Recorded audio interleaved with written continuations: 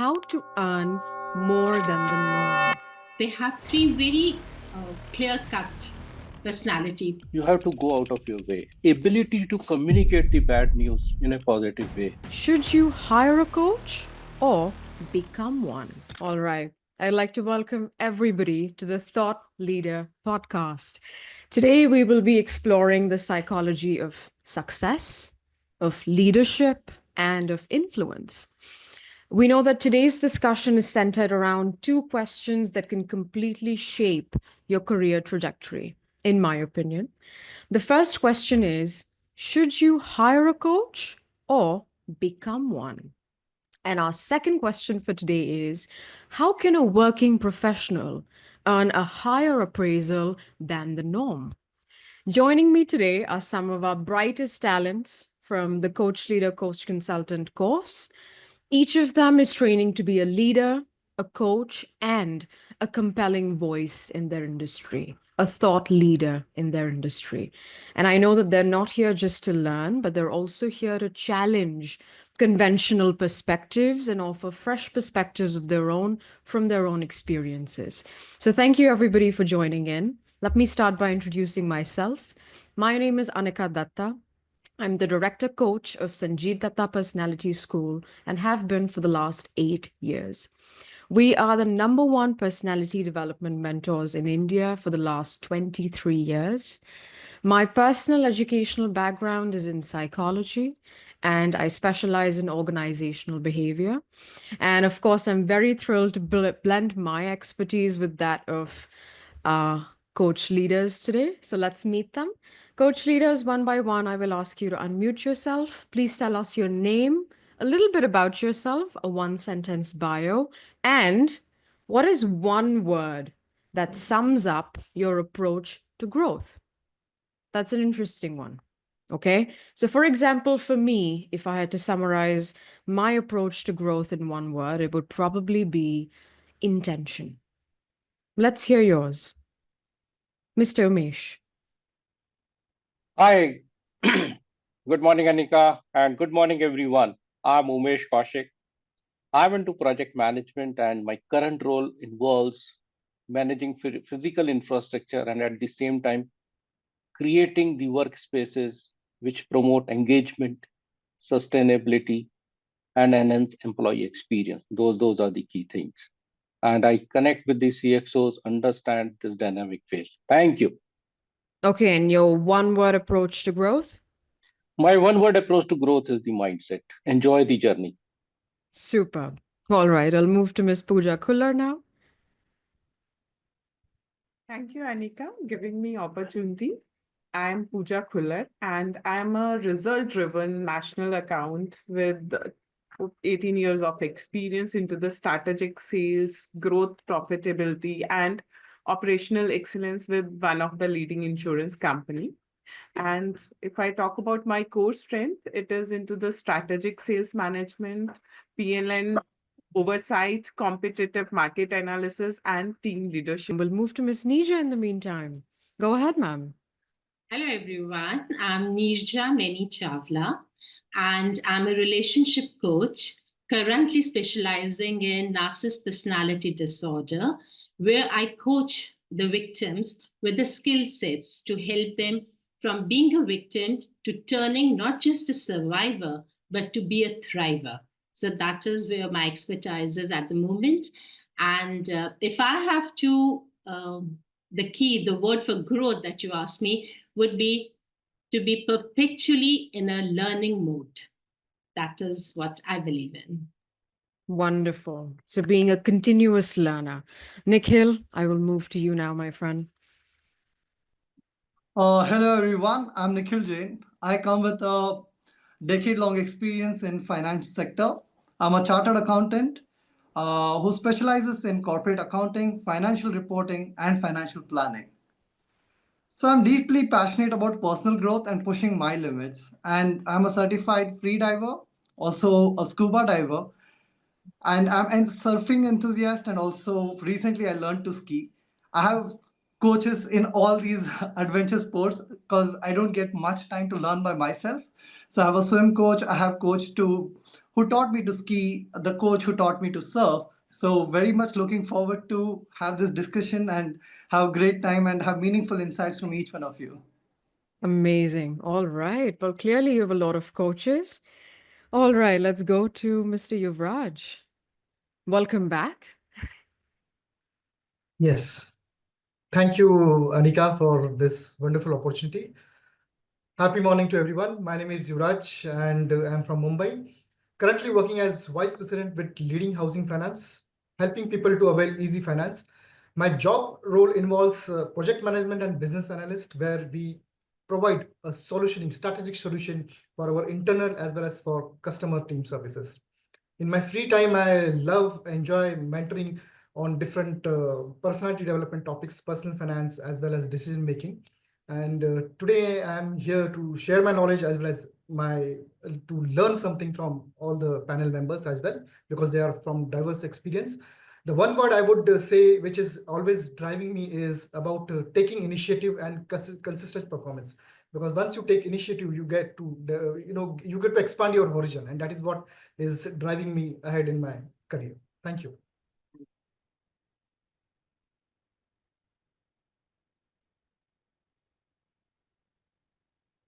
Sorry, for our last panelist, Ms. Sumi Dinkar, go right ahead.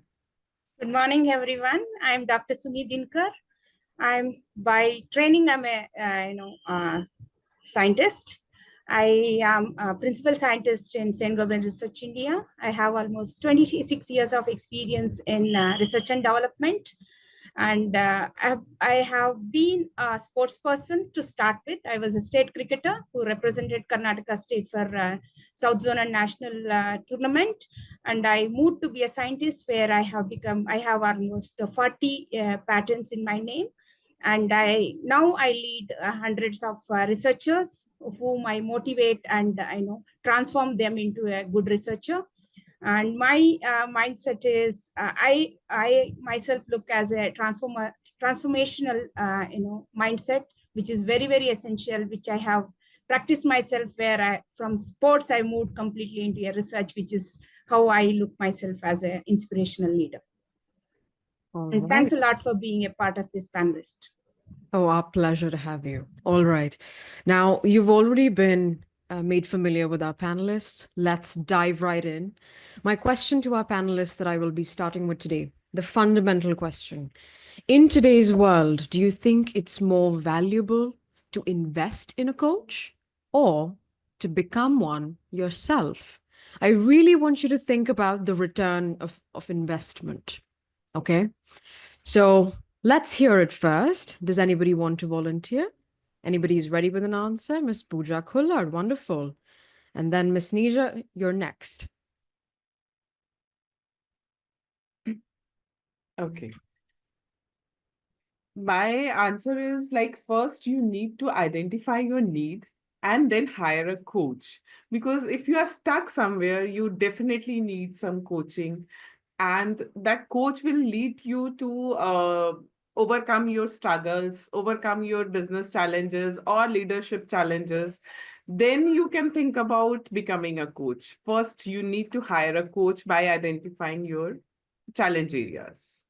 I see. So Miss Pooja here is of the opinion that first you need to hire a coach to master yourself, and then you're able to teach other people. It's a process. Very interesting. Miss Nirja, what do you think? All right. Ideally, I would say that it is far better to be a coach, because this is one journey which is of reflection and action. And what better way to become a better version of yourself? It's a very rewarding process. But then when we come about to the coaching, hiring a coaching part, fear, the underlying emotion that everybody has is fear. And that fear can be the power struggle into our boardrooms, where we have fear of speaking up, fear of expressing, fear of saying what is holding us back or the challenges. So when you are in a stage of life where you have yet to learn how to overcome this emotion, which is a fear, which is primarily with everyone, that is where a need of a coach is required. You need a coach who can hold your hand, help you understand, make you aware where are the areas you can work on, and then you can shelf the thing of being a coach. And once you've overcome, when you've reached a stage where you're at ease with yourself, you can become a coach. For me, that is the most ideal thing, to be a coach yourself. Wonderful. And of course, you've spoken like somebody who is a coach themselves. And so you see the real value in refining your thinking, because you can't teach what you don't fully understand yourself. Right. And I think that's where you've got to sharpen your own expertise. You have to improve your communication, your leadership in order to then mentor other people. Would you agree, Ms. Nirja?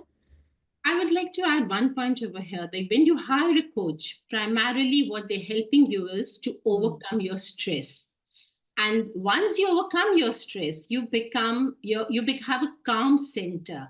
And when you have a calm center, when you spoke about the rate of the returns, when you have a calm center, you are able to navigate your life better. Your medical bills drop down. So in a financial terms, also you are gaining. So yes, a coach actually effectively helps you understand your stresses and to ease them out. Perfect. So what we understand is that, well, hiring a coach especially is an investment. It is not an expense. So when we talk about return on investment, we're saying that the cost of not having a coach is much greater than, say, the coaching fee, because then you're also counting in the missed opportunities that you weren't able to grab. Your progress becomes slower because a coach helps you accelerate growth. They provide you structured guidance. These are all things that we've discussed in our last podcast. And, their guidance comes from years and years of expertise. And it also gives you somebody that you're answerable to, that you're accountable to, right? Okay, let's hear what Mr. Umesh has to say. Go ahead, sir.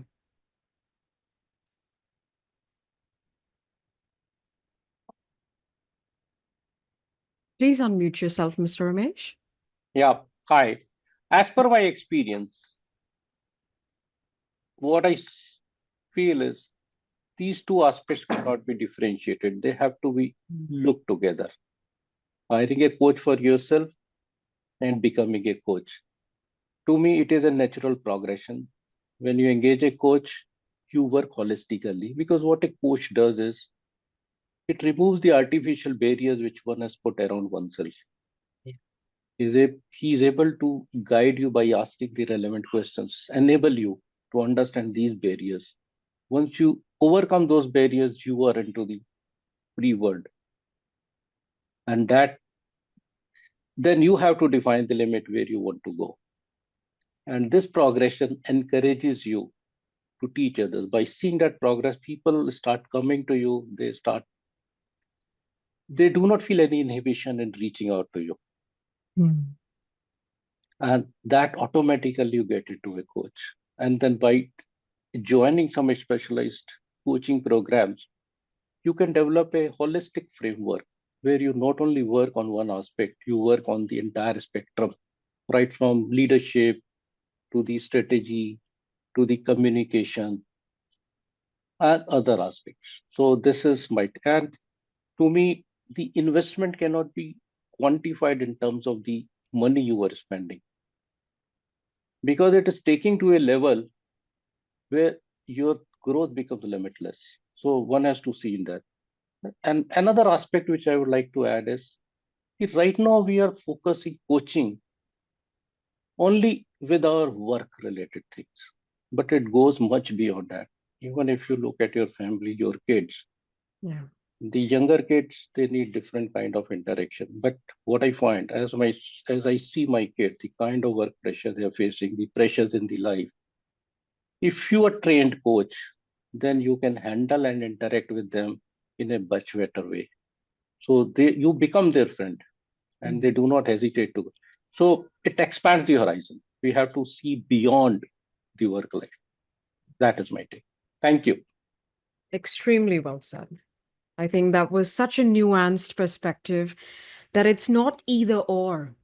Top leaders do both to stay sharp, right? That is the ultimate point, that you not only have to become a coach, but you also have to hire a coach for yourself. There's certain blind spots about yourself that only an outside perspective will be able to tell you. Whereas once you've become somebody that's mastered their domain, that is a subject matter expert in their own domain, then you can also pass on those skills and mentor other people. So if you want to become a top leader, it's not either or, it is both. Okay. Last, I would like Miss Sumi to weigh in. Thank you. As you rightly said, Anika, it is very, very important that we need to have both. It's like a chemistry where we call it as a reversible reaction. You need to keep on upgrading yourself. For that, you will have a lot of blind spot, especially when you are in an industry for a long time. You tend to become, you will be like very, very calm and quiet, and you are happy the way you are doing. You will not push your limits. So when you hire a coach and mentor is two different aspects, right? Coach is somebody who is indirectly tells you what need to be done, and mentor is one who directly tells you what to do. So the coaching is very, very essential, because you will start seeing some of part of you which you wouldn't have seen by yourself. Only through particular questions it will trigger you, and it will change your direction. For example, my own example, if I take, I was a sports person. One point I had to take out, then I had to take a decision which direction to go. Then I was thinking, okay, pressure is to get married and settle, but somebody triggered me a thing saying that if you want to show your skill, you need to switch now. So that is the question which triggered me to do what I can do next, right? That's where today I am being a scientist. So for me, it's both. Return on investment is required for hiring a coach. That's why I'm here, and I'm glad to be part of it. At the same time, you also need to, question rightly, the way the earlier panelists said. It is very, very important that we tend to look into a various different kinds of people. It could be, Gen Z, millennial, each requires a different kind of a coaching. So that's where if you don't upskill yourself, you will be not able to, really bring highest potential from them. So it's very, very important that we need to focus on both. Thank you. Excellent. So very, very well said. I think we've kind of reached somewhat of a conclusion here that everybody can agree on, that we actually do need both. And Mr. Umesh, in fact, pointed out such an unseen side of becoming a coach, which is the impact on your personal life. So I think that's definitely something that was enlightening for all of us. Now I'd like to move on to the next question. I'm so curious to hear what you think. What are the signs that you think when someone truly needs a coach? So, what are the signs that somebody needs a coach versus what are the signs that somebody should step up and lead themselves? So, getting help versus giving help. How do I know which one I need to do right now? Let's start. Let's start by perhaps when do you know you need a coach? If one of our panelists here, Mr. Yuvraj, very curious to hear what you have to say.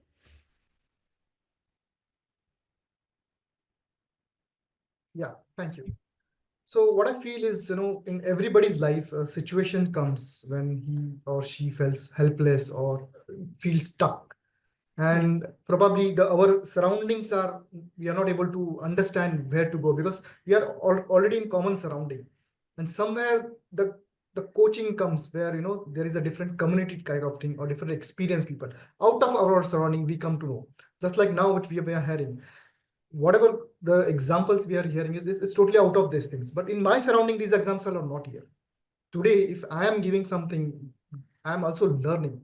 So there is a stage comes in life where one wanted some kind of growth. He feels he's stuck, and probably he needs solution to his problem, and where current surrounding is not helping out, or he is not able to step out of his current situation.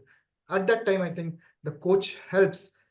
As rightly said by all the panelist member, the right questions will trigger himself. Yes, what decision to be taken, and probably that time a particular decision can turn his life to a 360-degree, and probably a new life starts, a growth of journey. Thank you. Very nice. And also building on was what Miss Sumi just told us, that a coach is a facilitator.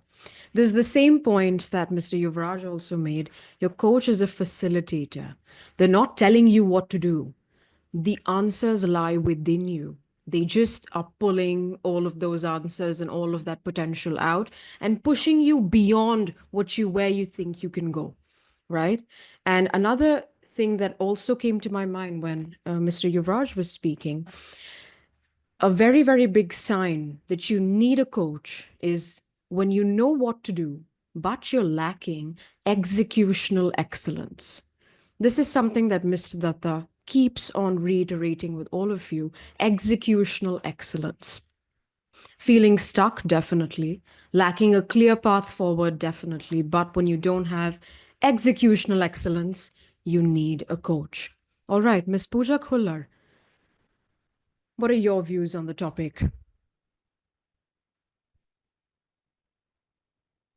The next question was when you know how you are ready for the coach. Yes. If I talk about, then in that case, first you should be passionate about helping others, listening. Because if we are good into the listening, because every time there is no need to answer the query, it is how passionately you are listening and what powerful question you are asking. As one of my participant colleague has told, that you should be very good into asking the questioning, and you should know, and the participant himself or herself is aware of the right action or right answer to take the career forward or the personal life challenge forward.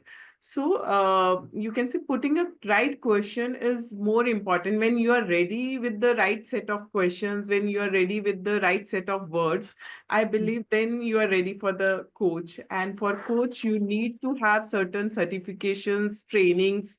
Then only you can guide other people. Wonderfully said. You know what? How did I realize that I wanted to be a coach for the rest of my life? And this is a very personal experience, but I think it might apply to everybody here. I get a kick out of my students' wins. That's when they win, I feel like I won. And I think that might be one of the biggest things why I love and I'm so passionate about what I do, is because I love when my students win. Right. So I think if you have, that's the coaching spark. I will call that the coaching spark. If you feel that way as well, then I think you might be ready to become a coach. Nikhil, what do you think? Rightly said, Anika. I was coming to that point. Like, you need a zeal to become a coach. You have to find your happiness in others' growth. If you are driven by helping other, it's how benevolent you are. So I think that's a key element to become a coach. And then, because there are always people, so a lot of people say you need a great and strong expertise. I agree to that. But there are always a lot of people who need to come to up to your level. So you can always be your coach. So yes, the great zeal comes in and how benevolent you are. Then becoming a coach today, there are different aspects. Like when you have to hire a coach, there's a fitness coach, there's a relationship coach, there's a happiness coach, career acceleration coach. So there are, you talk about it in every aspect, there is a coach, and There's a then you have to choose where you lack. So I think every person at least needs 5 coaches in their life, and they can be coaching n number of people in which they find the desire to coach and they find their expertise in. Absolutely. I mean, I think coaching and the fact that you need a coach is for anybody that has drive, but doesn't have a map. A coach, what they essentially do, regardless of whichever field you're getting a coach for, what they do is they turn energy into results. That's, I think, the crux of what a coach does. No matter whether it's a fitness coach, if it's a career coach, if it's a happiness coach, a relationship coach, it's intention and energy that they're turning into results. And I think that really is for everyone, because there is definitely something that you're lacking in. And if you want to reach the next level, you need a coach. Okay, now for my last one, Mr. Umesh, what do you think here? I have to say something. Of course. Why don't we have Mr. Umesh first, and then Miss Neerja, I'd love for you to weigh in. Yeah, here thing is to hire a coach is first thing is one has to grow in the mindset. Thing is, many a times what people feel taking help is not right. Hmm. That mindset has to change. So that is the first thing. Taking help is not bad. So for my personal experience, when I started my career, the organization I was working in means you should be able to do all the work. But when I moved from one organization to the other, there I learned the lesson. Seeking help is not bad. So that is the first sign. Second, when you grow in your career, you hit a certain level where you find, see, whenever your growth comes, they say there is no replacement. So then you start looking around. You have to create your replacement so that you can go up. That is the time one realizes he needs a coach. And what a coach does is he gives you the focus. Before the coach, you work on so many dimensions and you divide your energy. But coach gives you that focus. Second, it gives you the habit of showing up. For example, if you go out for a workout and daily you cannot devote 40 minutes, Hmm. at least you develop the habit of showing up for 5 minutes at least. So that tiny steps are taken. So these are the two critical things which a coach instills. Excellent. Mr. Mesh, I Thank you. think, such nuanced perspectives every time. I really have to give it to you. What a nice mindset change. Everybody, this is such an important point to make that we think that taking help is not good. But that's where this self awareness that I don't know everything comes from humility. But then there's also where this exact place where your growth lies. When you admit, I don't know everything and I can't do everything, that's when you realize that, okay, now growth is ahead of you because you're ready to take help, take knowledge, learn about things that you don't yet know. Okay, Miss Nirja, what did you have to say? Go ahead, please. All right. I would say that in the human growth chart, there are three needs. Yeah. One is the basic need, the second is the psychological need, and the third is the self fulfillment needs. Our basic needs, we all take care of the food, shelter, safety, security. When you have unfulfilled psychological needs, that is, where your esteem needs, where your accomplishments, your prestige, they are unfulfilled, or the second aspect is where your relationships, you feel there's a need. You have unfulfilled psychological needs in terms of relationships. In both the areas, when you're still unfulfilled psychologically, that is where you need a coach. You definitely need a coach. But the third aspect is the self fulfillment stage. When you have fulfilled these needs of yours, that is when you become self aware, when you have a self actualized person, when you're very aware of the journey that you've traveled and what you've gained out of the experience. That is the time insights, profound knowledge, everything just radiates out of you. And I think that is the time when you need to be a coach. So it depends on what area of the three basic things: the basic needs, the psychological needs, and the self fulfillment needs. So, where the needs are, hiring a coach or being a coach depends on that, as per what I feel. That's a wonderful perspective. For anybody wondering, this is the Abraham Maslow's hierarchy of needs. Please have a look. It's so wonderful and it does, it gives you such an insight into human behavior and self actualization. Very well put, Miss Chavla, that when you're always in survival mode, when you're just hustling every day, you're not focusing on thriving. You're not thinking about the bigger picture. You're not thinking about upgrading and upskilling. So the lower basic needs first need to be taken care of. And that's when you can focus on actualizing your full potential. Now, I think my final question in this one will be a little bit of a rapid fire. Ready, panelists? Okay. According to you, what is one skill, a critical skill that somebody needs to develop in order to become a great coach? One skill. Now, I know we already covered asking powerful questions. I think that's been amply covered. So I need some nuances now. Okay, Mr. Umesh, let's go. It is the listening skill. Listening skills. Very well Yeah. said. Ms. Kullar, go ahead. Non-judgmental. Non-judgmental. Very good. Miss Neerja, as a coach yourself, what do you think? A calm nervous system where you're very calm as a person. Okay. I mean, that energy then you can feed off of. You know, if your coach is calm, it makes you calm. You can That's a reach very them good point. just by your energy. Absolutely. Mr. Yuvraj.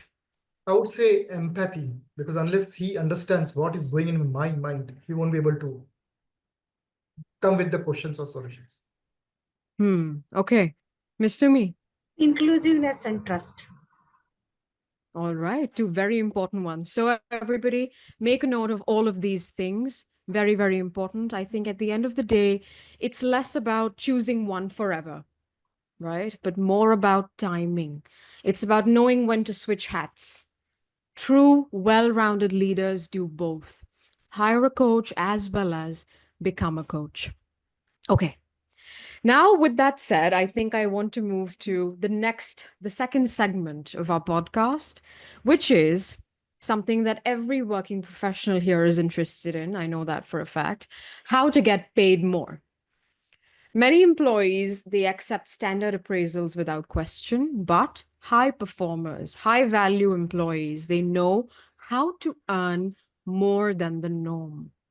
So today I want to ask my panelists, what is the secret? I've seen firsthand how and why appraisals can range from meager 3%, like EY last year, to a jaw-dropping 30%. It's, you might be thinking, okay, it's luck, it's favoritism, it's rarely, just these factors. In my opinion, I think it's a combination of strategy, working on the way that you're perceived, your perception, and executional excellence. Strategy, perception, execution. So now my question to the panelists. Why do you think some employees get the bare minimum while other employees get exceptional raises or exceptional appraisals? What are those employees doing differently? I'd love to hear your thoughts. If somebody already has an answer, Miss Sumi, let's go. The rest of the listeners, I'm so curious to also think what you think. Please send us in the comments as to what you think. Go ahead, Miss Sumi. Yeah, it's a very interesting question. And as you said, most of the professionals typically looks for this question, right? As you nicely put it, there are three important aspects: strategy, performance. These two are the key driving forces for anybody to showcase their importance or their value in the organization, right? If a person is not, typically the mindset is what I am delivering, people will leave the fact that how I am delivering and what is the value I'm bringing into the organization for that particular period, not for the future or not for the present. For future, definitely we need to look at it, but first is survival, whether I'm doing right so that my company excels, so that I can also clearly think for the future. That's where the person who is understanding that and delivering will take a better edge compared to the one who is thinking that what part I'm delivering, I'm doing good, but he's not thinking for future or thinking for a faster delivery. That's the key difference, I believe.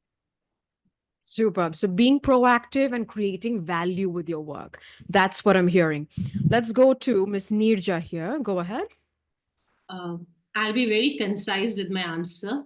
Okay. I would say that people who get into the appraisal, they have three very clear-cut personality, a part of their personality. One, they know the art of communication. You're able to communicate everything. So the art of communication, everybody understands. I would not enumerate on that. And the second, they have an ability to foster healthy relationships. Now, relationship is when you are even in a workplace, you have to have a relationship with your boss, with your co-workers, with the members of the team who are helping you to spearhead the project that you're on. And then back home, relationship with your family, with your parents. So the people who can foster healthy relationships, that is an added feather in their cap. And the third is that they are very proactive personalities. So I think the proactive personalities in itself is very clearly says. So for me, these three are the things which stands out among the people who, as per the employees that get higher than the If normal appraisals. if I can probe just a little bit more, when you Yeah. say art of communication, what exactly do you mean by that? Communicating what? See, the point is that when you have to communicate your fears, when you have to communicate your ideas, and when you even have to communicate the challenges that you're facing in either of the thing, you need to know how to communicate without ruffling the feathers of the people that you're communicating it to. And that is where the art of communication comes in, where you are being sensitive enough to the person that you're communicating it to, where there's no obnoxiousness, and also there's a pleasing way of doing it. And that is what comes in the parameters of art of communication. Excellent. All right. Ms. Pooja Khullar, and thank you for the clarification, Ms. Chawla. That was wonderful and very concise. Ms. Khullar, go ahead.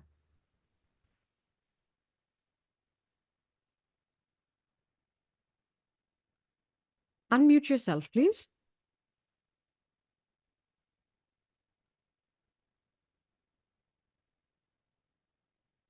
Go ahead.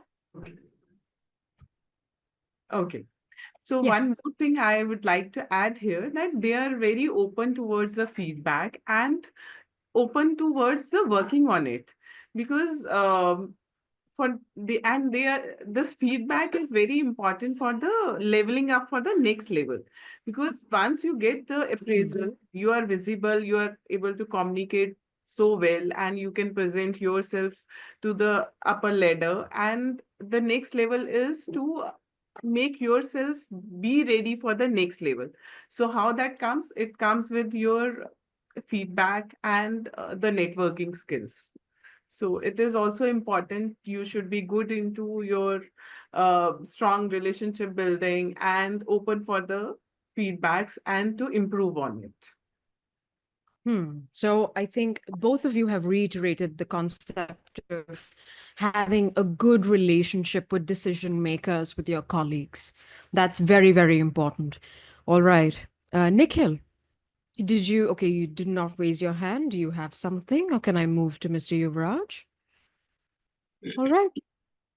Okay, I do have something to say. So basically, as rightly Neerja said, I think the top leaders need somebody who's easy to deal with. Because whenever a new resource or somebody is hired, the way leader would ask, is this person easy to deal with? That's somebody who's willing to listen, understand, and not stick to what his role is, rather being adaptable and agile to take up every responsibility or nuance that comes in the business then and there. I think those are the kind of employees a leader needs, rather than someone who sticks to what they basically know, rather somebody who's willing to upskill and learn new things and change with the dynamics of the business. Okay, very nice. So somebody that's easy to deal with, open to feedback, a good listener.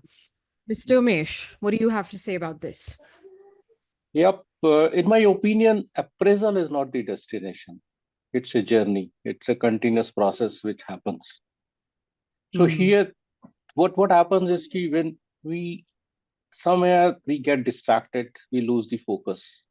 We start competing with others. That is not the management is looking at it or the project requires. Requires a focus. Second thing is you have to go out of your way because everything is not available, is not straightforward. You should be able to navigate the hierarchy, the bureaucracy within the organization to get the right feedback, socialize with others. Third thing is management understands what is an easy, low hanging fruit, what is difficult, and it's very difficult to get the success. You should be able to join those difficult projects and ability to communicate the bad news in a positive way. You can share the problems, but you have to come up with the mitigations. And last but not the least is you have done a mistake, you should be able to say, yes, I did this mistake, but I have the ability to recover from it. And it should be the another thing is the ball should not fall to the ground. You should be able to hold it, run fast before a major damage is done, and avoid the damage. This is what the leadership looks at it. And people, those who work on difficult projects, are able to communicate the the courageous conversations. I call it the courageous conversation they are able to do. They are able rewarded more, and they are the better leaders. Thank you. Absolutely. So well said. Again, what Mr. Umesh has brought up, a few very, very valuable pointers that I thought were just complete takeaways from this podcast. One is that appraisal is not a destination, it's a journey. It's a part of your journey to becoming a true leader. Having accountability is very important, and tackling challenging, difficult projects and being able to have difficult conversations diplomatically and with ease. That's what makes them think of you as a true leader. Now, am I missing someone from the panel that hasn't yet spoken, Miss Sumi? Okay, Mr. Yuvraj. Go ahead, So sir. I strongly agree with Umesh sir, because the way his experience is speaking actually in overall podcast. So overall, in my view also, when we align to organization's vision, and probably that vision gets down to a lower level, and if you work in alignment of vision, that is what Umesh shared, that appraisal is secondary thing. The drive which is coming from inside, the enthusiasm to take my organization to a different level, to a customer service to a different level, a product to a different level. That is what, it will keep you a different person out of the normal people. And that body language, when the management observes the way you speak, the way you write, the way you present yourself, that is the where you make an impact, that is where you add value. And probably because of that, people says, yes, this is the person who I want, who will take this organization to a topper level. And this is where it makes a different game altogether. And then the appraisal is not there, it's overall growth, basically overall growth. Appraisal plus your financial, or let's say your leadership, or let's say more of the opportunities. For example, my case, I want more opportunities, I don't want appraisal, because it is giving me different exposure, and because of that opportunities, I'm increasing my network and all these things. So I strongly agree with Umesh sir, and it's inner drive and alignment with the organization which will take you to a different height. Thank you. Perfect. Okay. Now I think I would like to finally weigh in here. There's certain traps that I've seen employees fall into that act as big appraisal killers, in my opinion. Number one is we always differentiate between a worker employee and a performer employee, right? A worker employee is somebody who is an invisible doer. They'll keep their head down, they'll keep on working, grinding away, assuming my good work will speak for itself. That's the biggest trap that you're all falling into. Ask yourselves, are you sharing your wins with your boss? I have had a colleague, I believe she's in Canada, a friend, and she sends monthly FYIs to her boss of all the wins that she's created, of all the positive feedback that she's received, and those act as data for when appraisal time comes. So please start sharing your wins with your boss, whether it's a quarterly recap or a monthly recap, sometimes even a weekly recap. Because when you're sitting there at the table for your review, and you've come there with no evidence, just relying on your memory, that's your biggest mistake. Because then you have no leverage when you're going in and walking into the review empty-handed, because your boss has a bazillion things to take care of, and they will forget about your wins unless there's proof. So, like we reiterated in the last podcast, receipts, proof, that's very, very important. And as a few of you have already said, and I will also reiterate, instead of solving and focusing on your own problems, focus on the boss's headaches. Focus on the company's pain points, the bigger picture, right? So unless you're addressing those bigger problems, that's a trap that you're falling into. And because otherwise, when you're a worker employee, yes, definitely you're very reliable, no question. But are you remarkable? That's another question. Okay. Miss Sumi, what are your thoughts? Yeah, it's a very interesting question, Anika. See, there are various different aspects, right, when it comes to person, how exactly he is able to communicate. Number one, when you are communicating and you are also ensuring that what is it for the organization, what is it for the management, that's what makes him a different person. So nicely in the previous thing there were two important aspects at it. One is risk taking, another one is how exactly you are networking or collaborating it to make it happen. So in this specific perspective, what you said, there are three important aspects. One is continuous communication, not only with your manager, also the stakeholder. That is, stakeholder management is very, very, very essential, because you are not only doing the work for your manager, you're also doing the work for the customer. If you are not able to communicate to the customer what is happening in a timely manner, they will dissociate from you and you will never get a visibility. That's the first and foremost, is how you exactly you are communicating it to the stakeholder. For me, that is more of a customer, and other stakeholder is of course your manager, and also the fellow colleagues, because you also need to motivate them to take the project to the next level. So the communication is a critical factor, and again it should not be like a on a 5-page. It has to be a top 3 or a top 4 milestones, what was being decided and how you are really able to accomplish that. That is foremost importance if you really want to get the visibility. If you are not getting the visibility, then you become like any other ordinary person. That's where risk taking makes a very, very important. Connect, combine is the 3 important aspect. You need to do it through the rightful message.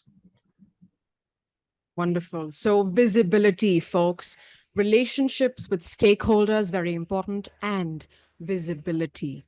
If the decision makers don't know you exist, well, you're missing out. So, see, the way that I can probably summarize this is that your salary is not based on what you think you deserve, but it is based on the value that you can prove you create. I had, so, in Canada, the way the things work is very different. They're pretty upfront with, their bosses. And I had my best friend, her name is Tierney. We very affectionately call her T. And when her boss said, okay, she walked in and, she does create a lot of value. She's an excellent employee. And a lot of the times we hesitate when it comes to asking for a raise. But what she said really changed my mindset towards the whole thing. She said, I'm not asking for a raise. I'm showing you why I earned it. And I thought that was such a nice perspective shift when it comes to, that hesitation that we have within ourselves. Because if you have hesitation while negotiating for a raise, before they say no to you, you've said no to yourself. And that's where you're going wrong. So always ask and come with evidence, because if there's no evidence, there's no leverage. Okay. Now moving on to my next question to all of you. What strategies have you personally used? Now I see there's a length of personal experience that's there within this panel. All of you come from such amazing positions in your careers. And I'm very curious to know, what strategies have you personally used or seen others around you use to provide exceptional value? So I'd like to hear some personal experiences here, Mr. Yuvraj. I'd love for you to start, please. And then Nikhil, I'll move on to you. Yeah. So over the last 23 years, I'm into a single organization.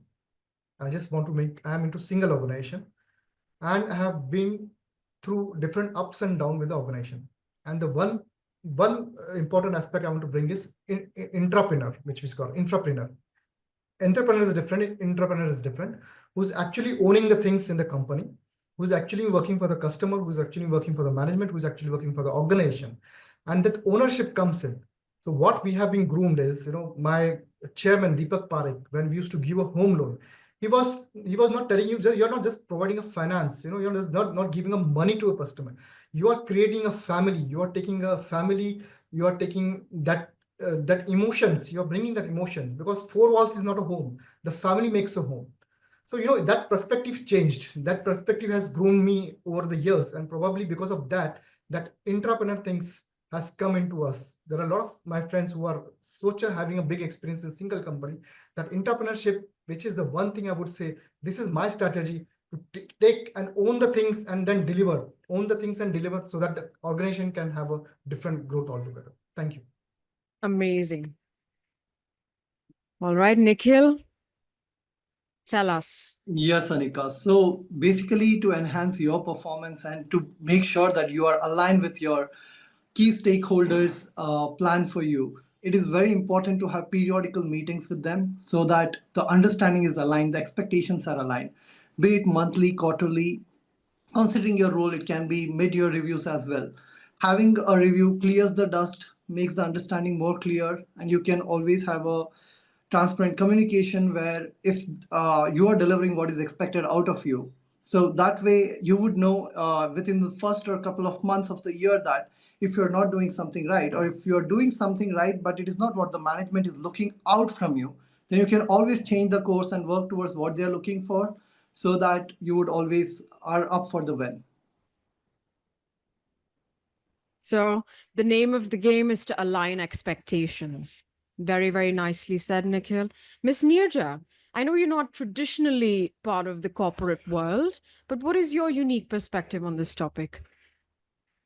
I used to work for the corporate world. I was also a trainer there. And when I was in that organization, the one thing that I would look out for if I was to select from my team whom to take forward is, do they create a harmonious environment in their workplace? That is one thing I would look.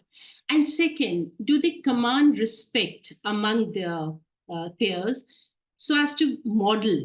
They can be put as a model, and that is the second thing that I used to actually look for when I would carry my team forward. And the third thing was that I would always see to it that are they putting efforts into their personal growth? So these were the three things I would look out for when I was working in the corporate sector as a trainer. And when I had a lot of trainers under me, these were the primary things that I would look out for. All right. Great. That's another very fresh perspective. Miss Pooja. Yeah, I would like to add here that to grow yourself into the system and to able to get the right appraisal, it is better if we align ourselves with the company goal on a broader picture, as well as we should be the problem solver, and we should be on the front of getting the revenue generated for the company. Only then we can be because every company is a commercial driven company. So if we are able to add some value in term of commercials, then definitely they are going to think about us for the next role, for the next good appraisal. Because as Mr. Umesh has mentioned, appraisal is just one journey. Ultimate goal is to lead to the another role and to give a value to the company and get some good position, so that you can you can be a channel to create more growth stories. You can create more leaders into your organization. That is actual value addition to the organization. Wonderful. And what I take away from that is that companies don't reward hard work, people. They don't reward how much effort you're putting in. They Right. reward impact, the Correct. value that you're bringing to the company, the revenue you're generating, the problems you're solving, slashing costs, increasing efficiency. Like Miss Neerja Chawla said, helping with team morale. All of these things, quantifiable results is what they are looking for. And when you say, when you're tracking your results, like a pro athlete, they track their results. That's what you need to do, like a hawk. So when you're able to say, I grew revenue by 18% in Q3, you will get a raise. How will you not? Okay. Very well said, Miss Pooja. Does anybody else want to weigh in? Please raise your hand. Okay, wonderful. Now we're coming to the tail end of our podcast. My last question to all of you. If a manager, you go for a raise, you're doing everything well, but if the manager says, we don't have a budget this year, you'll get the raise next year. How do we navigate that situation? What do you think a high value employee would do in this situation? Nikhil.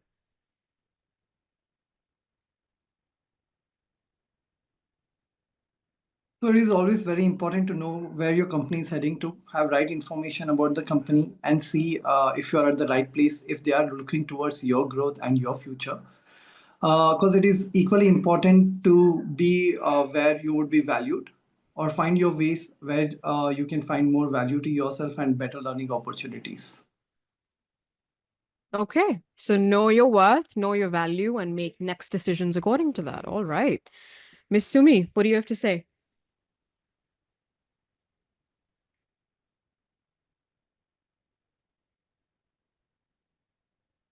Please unmute yourself. Okay. Yeah. See, when an employee decided to be part of the organization, and if he is really happy with it, communicating this message won't be a big problem, because he has already in the system and he understands, and he will have a trust with the organization where he believes that, okay, organization is going a tough time, I'll be part of that, then I'll be more valuable to the organization, and I can move forward. That's a one way of looking at it. The second aspect is, if you are really not in a, that is kind of a litmus test. In chemistry we say a litmus test to check also whether employee is loyal to the organization or not. Yeah, so that will come out very easily. And if the person is not at all aligned with the purpose of the organization, then he will not be happy, and I will not spend more time with that person. Okay, that's such an interesting perspective that even I hadn't thought about. Wonderful. Mr. Umesh. I here thing is it is a litmus test. When you go, you Hmm. have to you know yourself from internally whether it was my performance or it is the company which is doing it. At that time, exiting is an easy option. But when you move, again, you have to invest your time. So here is the time you do the introspection, look at it. Is it company or your performance and what you need to improve further? That is most important. Because anywhere with the change, you're going to spend another 2 to 3 years to create your brand value. And that is my take. Okay. Thank you. So, litmus test is something that's coming up very often. I'm very intrigued by this concept. Miss Neerja Chawla, anything that you'd like to weigh in about? Well, if your manager says that we don't have a budget to give you an appraisal this year, don't just retreat back. As it is, they're not giving you, but you have to tell them that, look, you are value to the company. You have brought in, at least speak about yourself, even though you have to go without the appraisal. But it's best to still speak about yourself and convey to them that how over the years you've worked for them. And I think that would not only create a different mindset for them, but your own self-esteem you would add to it right in front of the guy who is telling you that we cannot give you an appraisal. So I feel speaking up for yourself is the thing. Right. You have to advocate for yourself because nobody else is going to advocate for you. Right. And we are not, I mean, what this course is eventually teaching you is one, definitely you have to be an advocate for yourself. And secondly, that don't accept a no. A no is not a hard stop. Right. What you can do, I think, is probe politely. Maybe because, see, otherwise vagueness, and they say, okay, next year, next quarter, whatever. Vagueness kills momentum. Well, if you leave it at that point where it's vague and you don't know where you're going to get the next raise or the next appraisal or the next review, it's all in thin air. So make sure that you ask the right questions, very rightly, as Ms. Chawla pointed out. You ask them, okay, what would need to shift for this to work? What can I do to make a raise possible in the next quarter? Because sometimes, and I think the corporate employees here will agree with me that sometimes it's not no budget, it's just no priority right now. Right? So that's why talk about your value and how that value can probably warrant an exception. And okay, before I go any further, I'd love to hear Mr. Umesh, were you saying something? Something to add? No, no, no, nothing. Perfect. Okay. All right, Miss Sumi then. Go ahead, ma'am.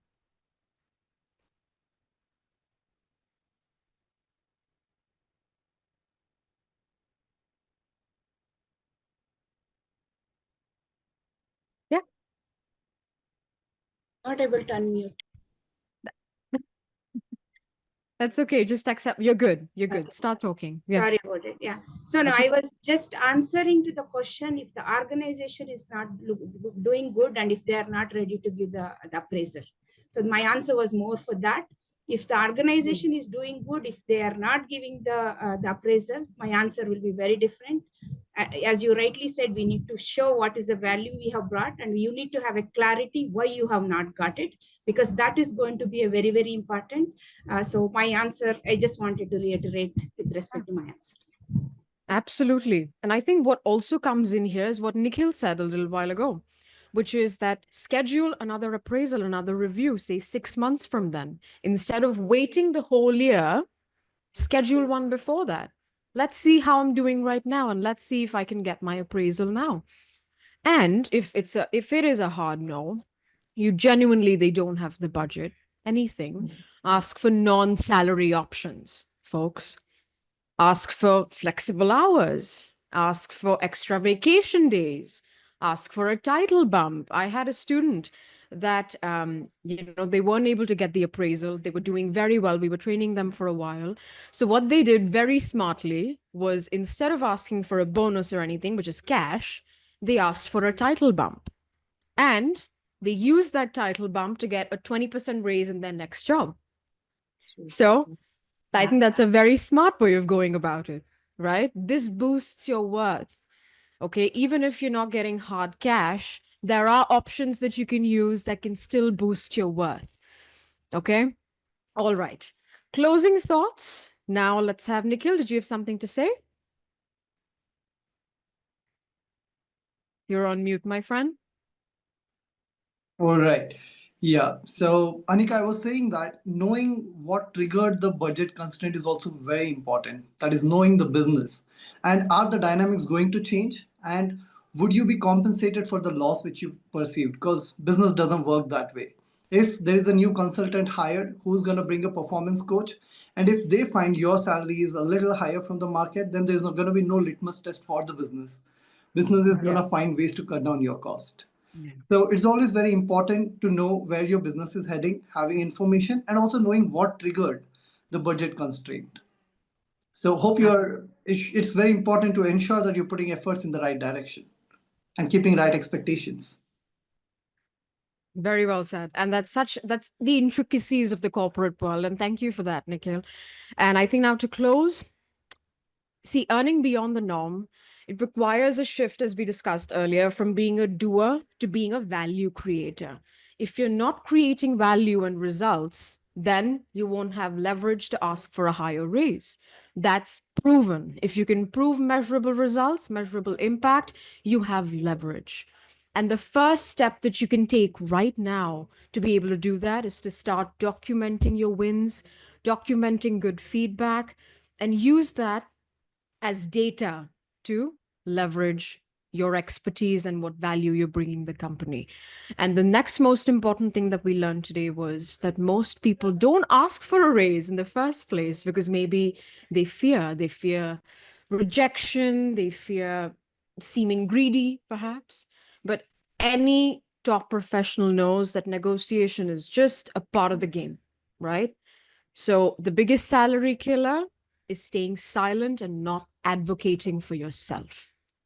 Companies very rarely offer very high raises voluntarily. You know that. We live in tough times. So you need to advocate for yourself. Okay. Last rapid fire. Okay. So what I'm going to do is very quickly unmute all of you here so we can do this very, very quickly. Where's Nikhil? There you are. All right, a little rapid fire. Let's begin. First, biggest mistake that professionals make when negotiating a raise. Mr. Umesh.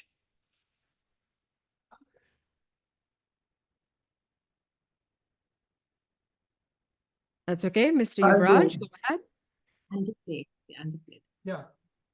So I Yeah, would go say, ahead. Biggest mistake that professionals make when negotiating a raise. They're They take underpaid. it too personally rather than knowing that it's a business and you have to deal with your strengths and see what best you can get out of it. So taking it personally. Mr. Yuvraj. I think negotiation goes into just argument instead of having a proper alignment. Having control on your Yes, emotions, being cool, calm, and collected. correct. Miss Nirja Chavla. I guess they underplay when they're negotiating, which they have to overcome that part. And yes, again, what he said, you have to have a good relation while handling it. So the two things. Good. Okay. Okay. Rapid fire. Miss Sumi, let's go. Going in a victim mindset. Very good. We did speak about that briefly in our last podcast, having a victim mindset. Miss Pooja Kullar. Yeah, sometimes they take a decision in hurry. They should take some time and then they should decide it. Because once you are very proactive towards taking decision, the company might think that probably you are really needing to the job or you are really needing to the appraisals. So you should not project like you are desperate about it. Right. So knowing not to project desperation, taking your time and thinking about your decision. Right. Mr. Umesh. Yeah, here it is the either the woodpecker attitude or the broken record. You have to continuously, regularly remind your boss you needed raise and why you did not get it. So when you becomes difficult and you are a performer, the next time he will be much more careful, or you might get a midterm raise. Okay. Very nice. Crystal clear. Now, let's finally end this podcast. Thank you so much for your brilliant inputs. That was so enlightening, and I'm sure our listeners think the same. You know that coaching accelerates growth, but only if you're ready to implement what you learn. And if you want a higher appraisal, you have to be a problem solver, not just an employee. I think that's what I'm taking away from today. Let's finally end with the fact that your success is limited to your mindset. Expand your thinking, and results will follow.